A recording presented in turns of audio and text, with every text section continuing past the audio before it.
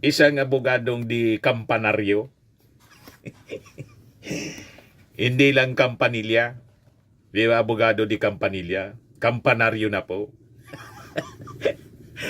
Sa tindi ng kanyang, sa lawak ng kanyang experience at mga achievements sa buhay.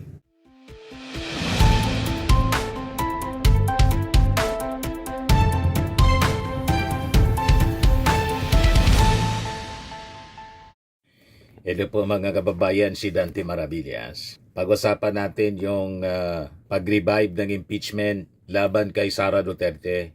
Kasi 1 month na lang, siguradong ma-impeach muli sa pangalawang pagkakataon si Sara Duterte. Hindi siya tatantanan siyempre, mga kababayan. Kasi deserve niyang ma-impeach. Ang sabi dito sa balita, yung affidavit ni Madriaga, idadagdag daw sa bagong impeachment complaint na i-endorso mga kababayan ng Makabayan Black.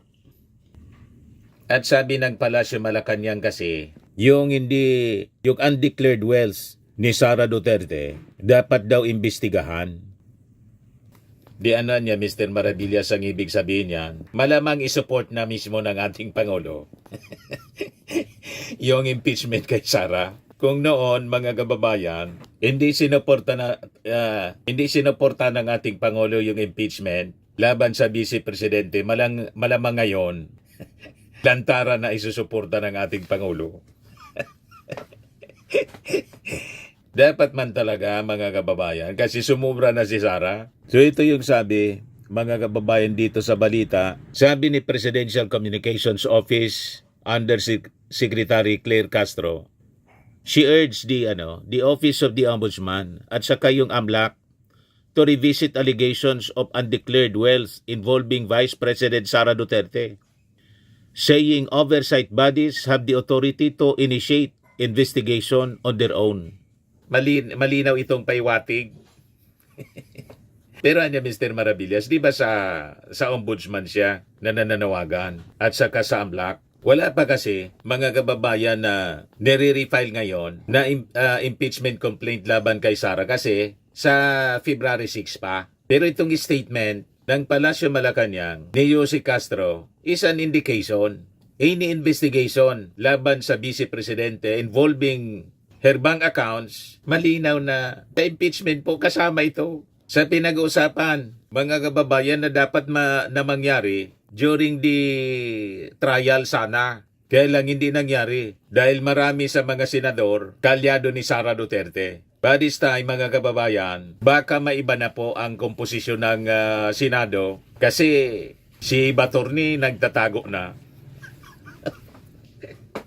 At malamang, hindi na magtatagal, lalabas na po yung warrant of arrest ng ICC na isi-serve ng Interpol. At sunod niyan si Bongo. Yung mga ibang Duterte senators tulad ni Chis Escudero, ni Joel Villanueva, ni Jingo Estrada, pati si Mark Villar, malamang sumunod na rin sa mga diskaya.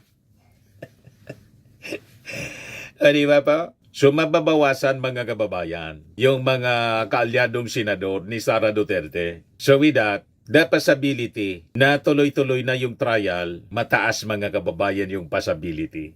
Di ba, mga kababayan? Kaya pag-usapan natin ngayon, mga kababayan, ang napaka-critical na papel, critical role ng House Committee on Justice sa impeachment trial po. At tingin natin, ang pinakang bagay, mga kababayan, na humawak ng Committee on Justice sa House, ang napaka-galing na abogado from Batangas, si Attorney Jinky Beatrix Luistro, na talaga naman po sa mga hearings ng Quadcom, nagniningning ang kanyang galing. Iba po? Yan po si Jinky Luistro, Representative Gerbil Jinky Beatrix Luistro, interpolator ng bayan. Understand the law, that law can be both a shield and a sword for the people. Napakagaling, mga kababayan, ni Jinky Luistro. Sabi dito, sa ilalim ng 19th Congress sa pamumuno ni Speaker Ferdinand Martin Romualdez, malinaw ang direksyon ng Kamara. Rule of law over popularity. evidence over loyalty, accountability at may isang personalidad na natural na umangat at kinilala ng publiko dahil sa tapang, mahusay na pag-imbestiga at pag-interpreta ng batas. Walang iba mga kababayan, si Congresswoman Attorney Gerbil Jinky Beatrix Luistro. Siya po ang nababagay na maging chairman ng House Committee on Justice. Akmang-akma mga kababayan sa trabaho. Napakagaling na abogado. Kailangan po ng Congress, ng Committee ng Justice. Alam naman nila yan ng isang tao po. Hindi lang malawak ang pagkakaunawa sa batas, kundi sinasabuhay niya, defended it, at talagang pinaglaban niya, mga kababayan, ang batas. At hanggang nandyan, mga kababayan, itong si Luistro. Mahirapan ang anumang pagtatangka na ipa-impeach ang ating Pangulong Bongbong Marcos kasi may mga nagpaplano, yung mga kaalyado ni Pusit. Gustong baliktarin mga kababayan ang kwento. Ang gusto nilang ma-impeach yung ating Pangulo para ang ipo si Sara. Ganon sila kawalang iya mga kababayan. So importante po napaka-importante ni Jinky Luistro mga kababayan na siya yung humawak ng Committee on Justice. Ngayon, bakit po critical ang Committee on Justice sa impeachment? Kasi po sa ilalim ng batas, malinaw po ang papel ng Committee on Justice sa impeachment po. Ang Committee on Justice kasi, siya po yung tumatanggap at sumusuri doon sa tinatawag na verified impeachment complaint. Siya yung magdedetermine kung sufficient in form and substance yung reklamo. Siya din yung magsasagawa ng pagdidinig batay sa mga ebidensya, hindi po sa haka-haka sa opinyon. Siya yung magre-rekomenda sa plenaryo kung dapat na umusad po yung impeachment. Hindi po siya rubber stamp o isang political executioner. Isa siya pong legal filter ng Congress. Kasi po, pag walang matibay na committee process, ang isang impeachment complaint o kahit ano pong investigasyon, ito po ay babagsak kahit gaano karami yung galit o ingay sa labas. So nakita ninyo kung gaano kaimportante yung Committee on Justice na dapat ang isang tulad ni Jinky Luistro po, ang ganung kalibre ni Jinky Luistro na napakatalino, matalino, matapang at may integridad ang kinakailangan nating pumawak sa Committee on Justice. Ngayon, to give you a little background ng impeachment ni Sara, to refresh our mind ng nangyari mga kababayan nung isang taon, that was February 5, 2025, nang i-file yung impeachment laban po kay Sara Duterte, kung saan 215 sa 306 na mga congressmen, may mga humabol pa nga po. I think naging 245 lahat yung mga pumirma para ma-impeach si Sara Duterte. So sumubra pa po sa 1/3 na requirement. So masasabi nating super majority ng members ng Congress po ang nag-impeach kay Sara Duterte. At hindi po ito nangyari sa vacuum. Ito'y naganap sa ilalim po ng 19th Congress. Sa pamumuno po ng napakagaling na leader ng Congress, si dating Speaker Martin Romualdez. Ito ay nangyari sa malinaw na consensus po ng House leadership. Nasa leader yan eh. So yung impeachment complaint mga kababayan, naglalaman ng 7 articles of impeachment. Kabilang dito yung culpable violation of the Constitution, betrayal of public trust, graft in corruption, and other high crimes. Kabilang mga kababayan sa mga aligasyon na nakita, yung pangungontrata ni Sara Duterte ng assassin para ipapatay yung ating Pangulong Bongbong, si Lisa Marcos, pati si Speaker Martin Romualdez. Malversation at maling paggamit po ng pondo ng publiko. Inciting to sedition and rebellion. Large-scale corruption. Kaya nga, ito yung sinasabi ni Yussi Castro. Dapat imbestigan daw yung mga bank accounts. Gusto niyang paimbestigan sa AMLAC at sa Ombudsman yung mga bank accounts ni Sara Duterte. So sa ganitong mga kabigat na mga aligasyon, ang House Committee on Justice, mga kababayan, ang unang depensa ng katotohanan. Kaya importante rito ang papel ng Committee on Justice. Importante dito ang kalibre, ang galing, mga kababayan, ni Jinky Luistro, na sana siyang gawing Chairman Committee on Justice. So bakit medyo takot si Sara Duterte sa Committee on Justice? Simple lang po yung sagot. Dito kasi lumalabas po yung mga ebidensya, popular man o hindi. Ang Committee on Justice may subpoena power, may kakayang magtanong under oath, may record-based at fact-driven hearings, at hindi pwedeng daanin po sa drama at mga pa-victim narrative na doon magaling, mga kababayan, yung kampo ng mga Duterte. Lalo si Sara. Mahilig sa drama. Di ba? Hindi po ito Facebook comment section ng mga DDS, kundi ito po isang quasi-judicial forum. At kapag, mga kababayan, ang usapin ay confidential funds, AJKs, abuse of power, pogo links, public accountability, hindi po sapat ang loyalty politics. Kailangan po dito ng batas. So ang patunay ng lakas ng committee, yung nangyari po kay Harry Roque, siguro naman nakita ninyo kung paano magtanong si nag-isa si Atty. Harry Roque ni Jinky Luistro. Na corner po. Hindi umobra, mga kababayan, si Harry Roque. Na corner, mga kababayan, sa kanyang pagkasangkot sa pogo. Hindi po opinion ang ginamit, kundi facts and records. Corner si Atty. Harry Roque. Doon nagsimula na magtago si Atty. Harry Roque. The rest is history. Biglang tumakas pa ibang bansa. Nandun na ngayon sa Europe. Wanted.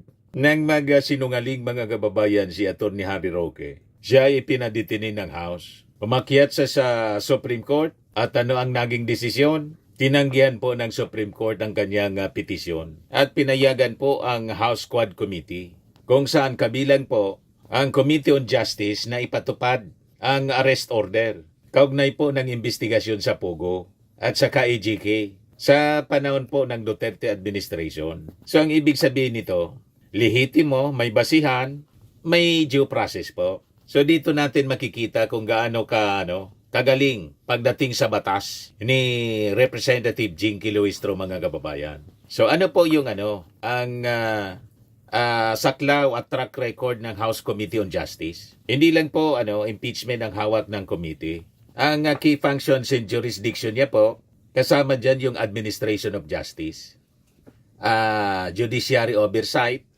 legal practice at IBP integration, legal aid at penitentiaries. So malawak po. At bagay na bagay dito, mga kababayan, sa lawak ng experience at mga nagawa na ni Jinky Luistro, ang representative ng Batangas. Tingnan naman ninyo ang credential ni Luistro, a cum laude graduate and best debater of the University of Batangas College of Law.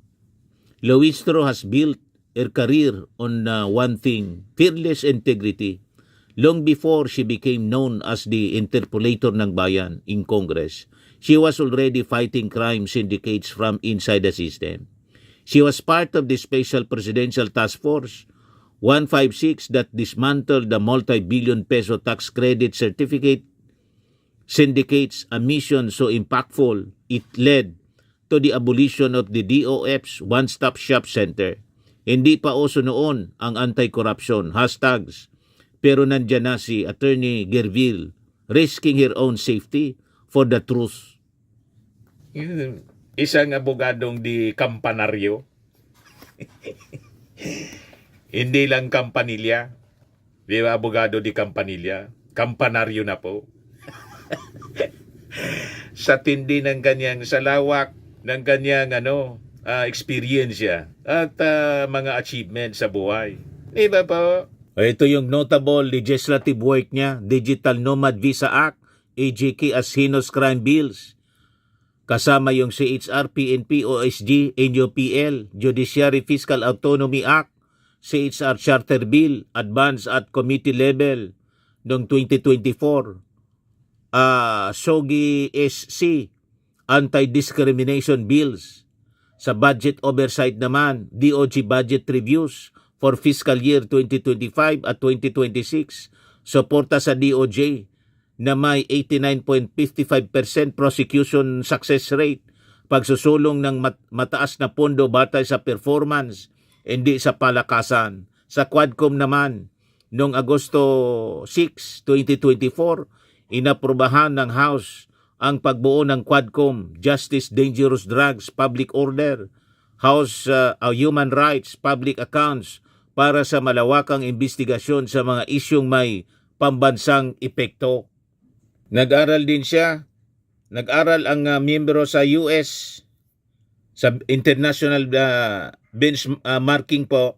Nag-aral ang mga miyembro sa US kasama ang DOJ at ABA Rule of Law Initiative upang palakasin ang lokal na justice system.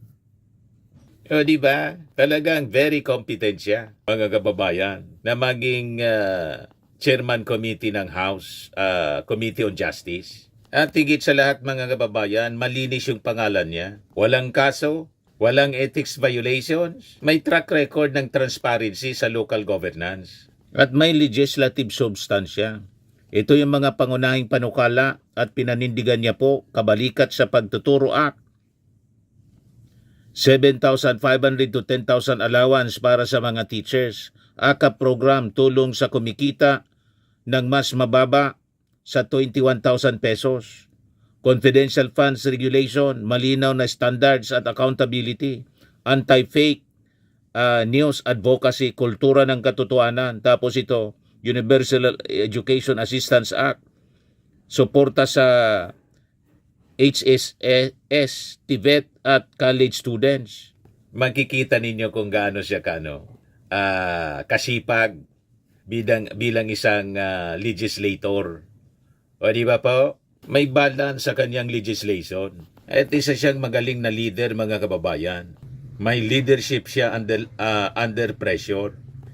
Sa harap po ng mga makapangyarihan personalidad, hindi siya po umatras, hindi siya nagpa-intimidate. At sa kanyang pamumuno sa Committee on Justice, tahimik siya pero malalim. Technical siya pero malinaw. Matapang pero may disiplina po. Yan ang personality ni Jinky Luistro na talagang hinangaan ng mga mamamayang Filipino. Pwedeng-pwede nga siya sana na maging Secretary of the Department of Justice. Kung hindi, pwede na siyang tumakbong senador. Sa 2028 election, sana tumakbo si Jinky Luistro, senador. Yung mga kalibre ni Jinky Luistro, mga kababayan, ang dapat nandyan sa Senado. O di ba po? But anyway, tumakbo siya uli for re-election bilang congresswoman ng Batangas. And mabuti naman para may magaling tayo na maasahan talaga sa Kongreso. So going back mga kababayan sa issue ng impeachment, sa batas po malinaw ang prinsipyo. Ang impeachment po ay hindi man po siya pag-iingganti. Isa po itong mekanismo ng accountability. At ang House Committee on Justice, mga kababayan, siya yung nagsisiguro na hindi po basta-basta yung kaso. Hindi naaboso yung proseso. Hindi natatabunan ang mga ebidensya ng mga propaganda. So sa ilalim po ni Speaker Martin Romualdez noon, malinaw po yung mensahe ng Kamara. Wala pong sagrado kapag may question of accountability ng pananagutan. At sa pangunguna po ni Jinky Luistro, malinaw din po yung naging pamantayan. Katotohanan mo na kahit sino pa man ang masaktan. Ganon. So ang hustisya, mga kababayan, dapat hindi po ito sumisigaw. Dapat ito ay matibay, tahimik, at laging nakabatay sa batas. At sa impeachment po ng pangalawa sa pinakang mataas na opisyal ng bansa, kailangan po natin ng committee na hindi po natitinag at ang leader na hindi natatakot. At yan, mga kababayan, nakikita natin sa personality ni Batangas Representative Jinky Luistro. Tama pa, mga kababayan? Perfect niya Mr. Maravillas kung si Jinky ang nandiyan. Perfect talaga po. Ayan lang po yung ating short video ngayon. Maraming salamat po sa inyo. Paki-share na lang nitong ating video and click subscribe na rin po sa ating YouTube channel. Sa mga naghanap ng malinis and spacious fitness gym, pumunta lang po kayo sa aming Colossal Fitness Gym. We also offer Grab Car Rental with our brand new 2023 model ng Toyota Innova. We also accept booking for those who are planning to travel via PAL, Cebu Pacific, and other airline companies, local and international, and bills payment for Meralco Bills, PLDT, Aleco Bills, etc. Ang Colossal Fitness Gym is located at 3rd floor Security Bank Building, Landco Business Park, Legazpi City, Albay. For inquiries, look for Chilon Maravillas. Contact number 0966-802-0949. Yan yung aming Innova. Lagi na pong matao sa amin. Pati mga foreigners po, tingnan ninyo. Mga British tourists sila. Ang lalaki ng katawan na, mga kababayan, nag-gym sa amin. Ito naman po, international. Ito mga mga European sila. Ito naman yung bago naming product na binibenta online, Eye Glow Serum. Whitening po siya galing sa South Korea. Tingnan ninyo yung epekto sa aking anak na architect entrepreneur, Riz Maravillas. For inquiries, look for Riz Maravillas on FB. Ito naman po, Firmax Firming and Lifting Cream. Pinapahid po ito sa mga pulses in other affected area. Ayan po ito sa paninigas ng mga kaso-kasuan. Ito po, Automax Radiant Serum. Sa mukha naman yung application. Anti-aging po siya. You will look 10 years younger than your age. Ito naman po yung bagong product naming binibenta online. I am worldwide amazing pure organic barley powdered drink mix from Australia.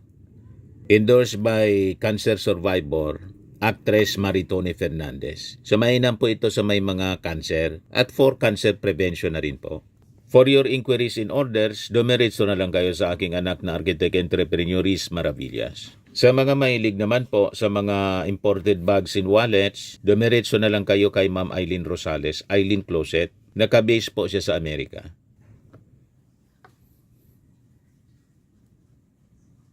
Sa mga mahilig naman po magpa-spa, try nyo po ito sa Pamper City by OMG, your luxury escape, located at Asiana City, Parañaque City, Metro Manila.